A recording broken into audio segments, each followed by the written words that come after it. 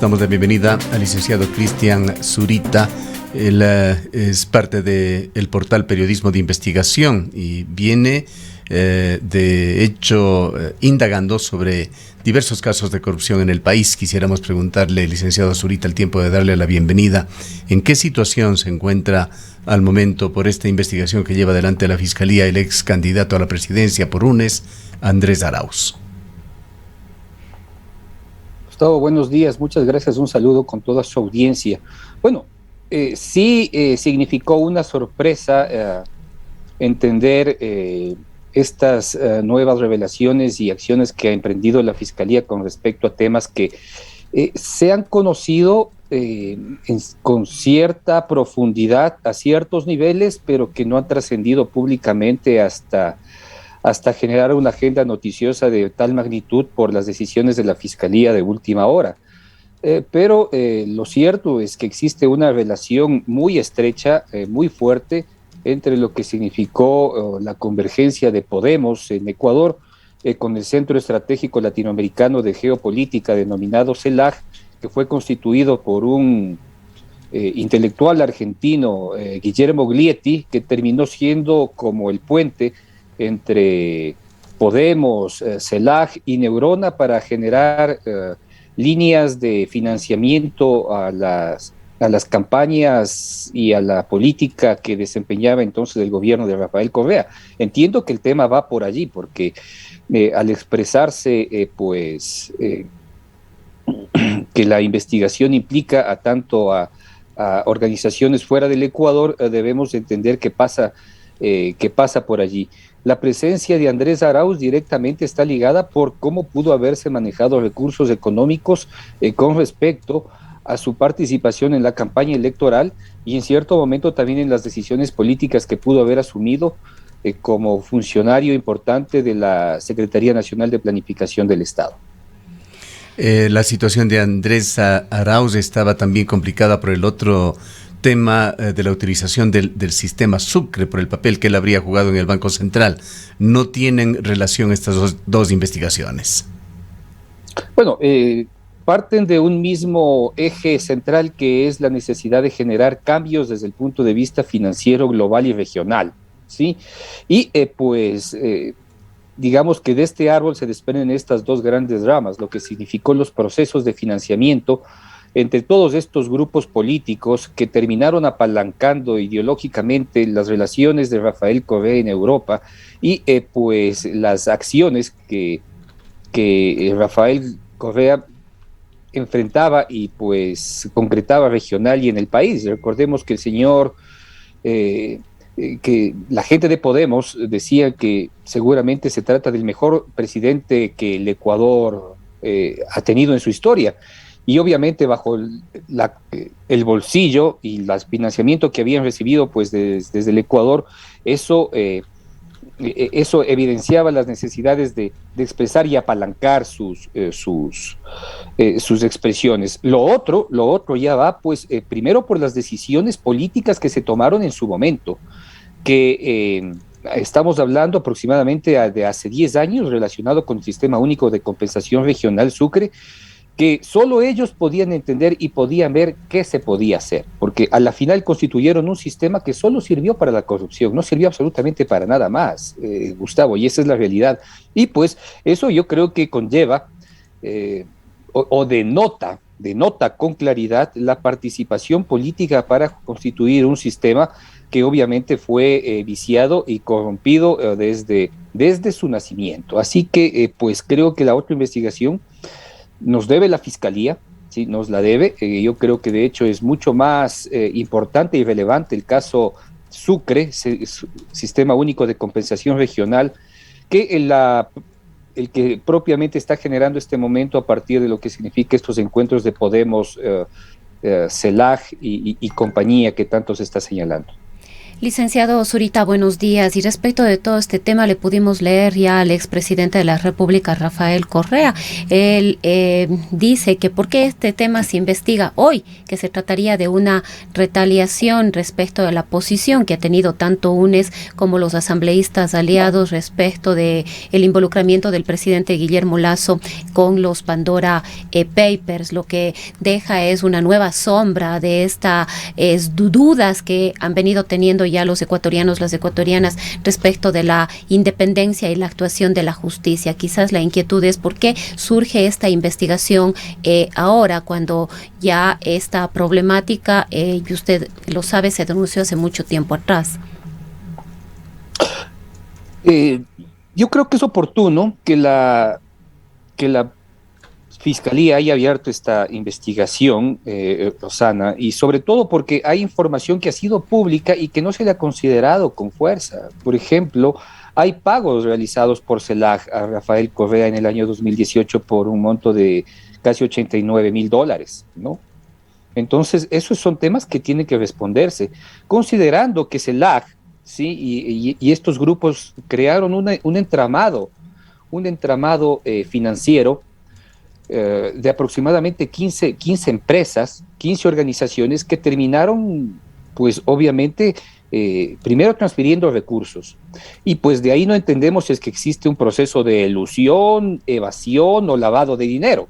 Y eso también tiene que investigarse, ¿sí? Entonces, si él legítimamente solicita que debe investigarse y pueden haber retaliaciones en su contra por pedir que exista mayor información y claridad, transparencia, me refiero, sobre el tema de Pandora Papers, lo mismo hay que pedirle a él, pues, y con él con mayores razones, porque entendemos que era parte de una organización criminal que ya ha sido juzgada en el país y que pues obviamente se están abriendo en estas nuevas ramificaciones. Rafael Correa siempre encontrará una justificación para señalar las razones por las cuales se le persigue. Lo que efectivamente nunca ha podido apalancar o aclarar regionalmente es las actividades que efectivamente mantenía con todos estos grupos, y simplemente lo que he señalado es que se trataba de persecución. Bueno, pues que cada quien asuma lo que le corresponda. Lo que pedimos es que la Asamblea haga una investigación clara, transparente, decente, unívoca, con respecto al tema Pandora Papers, bueno, y que en este caso la Fiscalía, que obviamente debe tener ya información, porque existía información muy valiosa en España, Rosana, con respecto a este tema, y aspiramos que en cooperaciones internacionales puedan acceder a todo para identificar cómo es que se generó esta trama empresarial que terminó financiando a partidos políticos y obviamente generando beneficios económicos a funcionarios del Ecuador.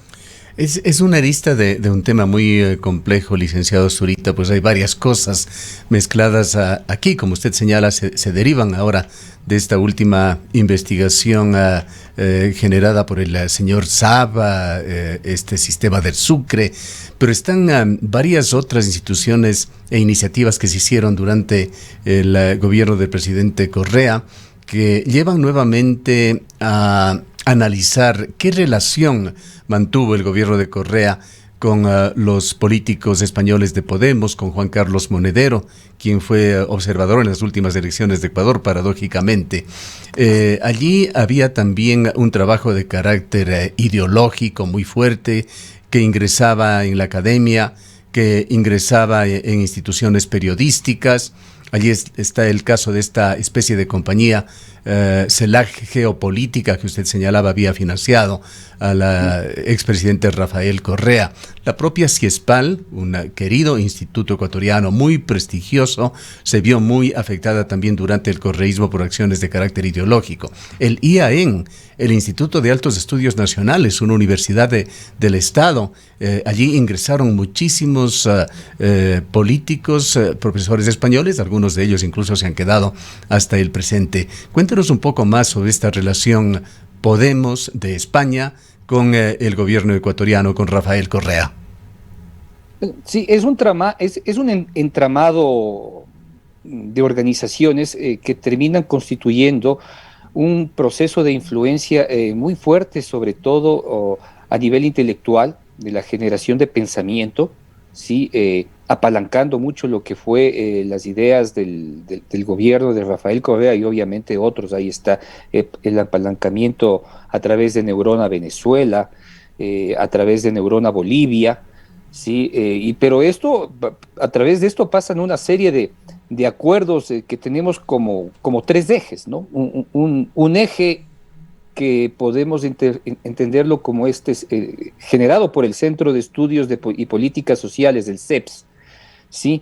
Que termina constituyendo acuerdos con Neurona, y Neurona constituyéndose en Bolivia, en Venezuela y en Ecuador, ¿sí? Y el otro es justamente esta línea del Centro de Estudios Políticos y Sociales, CEPS, formando una línea con CELAC, ¿sí? Y con CELAC generando acuerdos con los consejos consultivos de CELAC en Ecuador, en el cual estaba René Ramírez, estaba Rafael Correa, y estaba un grupo de personas con un prestigio y un nombre importante en la izquierda latinoamericana, como Guillermo Glietti, como César Hernández Paredes, como Alfredo Serrano, ¿sí? Y pues ellos terminan de alguna manera constituyendo líneas claras de intervención en este proyecto que se llamó Prometeo, en el cual trajeron a los intelectuales y maestros académicos para diversas escuelas, y pues de ahí obviamente cooptaron el IAEN, cooptaron el CENACYT, ¿sí? Y pues obviamente teniendo centros académicos y los centros que generan políticas académicas, obviamente tenían prácticamente todo el terreno ganado, ¿sí? Claro, Entonces, y todo esto se operativizaba con importantes pero cuestionables flujos de dineros públicos. Por allí está también lo que sucedía allí en España, al que denunció Pascual del Chopo, esos pagos que se hacían desde el consulado o desde la embajada ecuatoriana en España a Podemos. Ya, justamente pasan por contratos firmados por el Semplades, sí, que se encargó de entregar consultorías para estudios técnicos, políticos, sobre planificación, sobre democratización del Estado, que es donde efectivamente fluyeron buena parte de los recursos económicos que terminaron distribuidos pues en buena parte de los activistas y protagonistas de Podemos, que ahora se lo entiende con claridad, y quien de alguna manera ha empujado mucho este trabajo sobre todo en España, es este diario de derecha llamado Oki Diario, que de alguna manera ha obtenido acceso a la información y no ha tenido ninguna pena ni absoluto golpear a personas ideológicamente afines a sus pensamientos en Ecuador, como el caso de Pascual del Ciopo, que efectivamente perdió el cargo de embajador por dar una declaración aparentemente off the record, que se la publicaron íntegra, ¿no? Y acabaron con su posibilidad de ser embajador. Entonces, en buena hora que alguien se ha preocupado por obtener información de este tipo, yo creo que eso está muy adelantado, muy clarificado, muy estructurado, sobre todo en España. Las organizaciones de seguridad entienden cómo ha funcionado esto, saben efectivamente cómo han entregado recursos económicos a organizaciones y obviamente a protagonistas directos sobre este tema, como el propio Rafael Correa, y la cantidad de dinero en lo que ha significado toda esta línea de consultoría Neurona, CELAC Geopolítica y buenas tantos. O sea, necesitaríamos un mapa didáctico en la pantalla para poder realmente un tejido completo, qué es lo que hicieron.